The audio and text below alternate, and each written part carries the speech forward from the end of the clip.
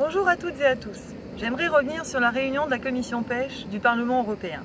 Nous avons fait le point sur les négociations en cours entre les États membres et le Parlement européen concernant le futur FEAMP, le fonds européen qui sert à aider les pêcheurs, mais aussi à protéger l'environnement marin.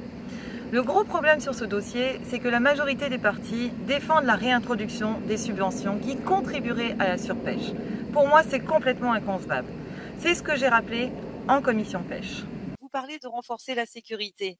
Renforcer la sécurité, c'est pas obligatoirement changer toute la flotte et moderniser la flotte. Donc réintroduire des subventions pour la modernisation de la flotte, le renouvellement de la flotte ou encore des subventions à l'acquisition des bateaux et au changement de moteur, pour moi c'est pas acceptable. Nous le voyons dans la mobilisation citoyenne sur ce sujet, la mobilisation citoyenne est forte et moi j'invite vraiment mes collègues en charge des négociations à revenir un petit peu à la raison, à écouter la Commission européenne et les ONG qui expliquent que ces subventions sont néfastes. Certains veulent aussi modifier la définition de la petite pêche côtière pour y inclure des bateaux qui font jusqu'à 24 mètres de long, au lieu de 12 mètres actuellement. Un bateau de 24 mètres, c'est plus de la petite pêche. J'invite aussi vivement à ce que nous gardions la définition de la petite pêche, comme je l'ai dit ce matin. Pour moi, la petite pêche, c'est jusqu'à 12 mètres. Quand on voit les petits pêcheurs qui sortent en mer avec un pointu, il fait entre 5,80 m et 6 mètres. Un petit chalutier, maximum 10-11 mètres.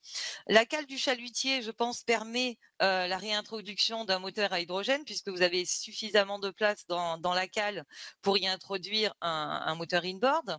Je pense que étendre la définition à 24 mètres ou créer des dizaines d'exceptions à travers ce texte serait vraiment préjudiciable. Et encore une fois, les navires entre 12 et 24 mètres, ils vont capter toutes les subventions et ce sont les petits pêcheurs qui en pâtiraient encore une fois. Donc les conséquences économiques et sociales seraient dramatiques. Le rapporteur du texte, un député conservateur élu en Espagne, n'a pas vraiment apprécié mes commentaires. Caroline, tout d'abord. Alors, on nous dit qu'on écoute la commission et les ONG. Bon, elle et son groupe, en plus d'écouter la commission et les ONG, devraient écouter les pêcheurs aussi.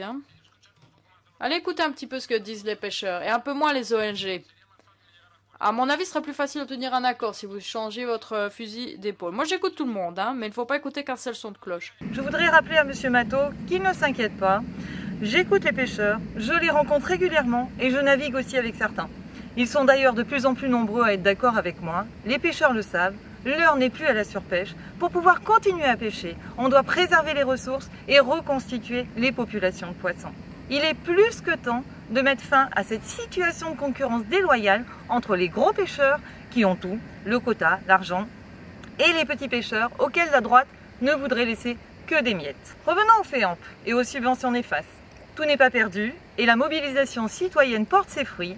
La Commission européenne refuse de céder et je suis d'accord avec elle. Nous voulons davantage de sécurité, nous voulons de meilleures conditions de travail également pour les pêcheurs, pour le personnel à bord, mais nous ne voulons pas renforcer la possibilité d'attraper des poissons, et ce, dans l'objectif de garantir le contenu de la PCP. Nous avons été clairs aussi lors du dernier trilogue. Nous avons dit que nous allons continuer à nous opposer à tout compromis qui inclurait le risque d'introduire des subventions toxiques par rapport à ce que prévoit l'ODD 14.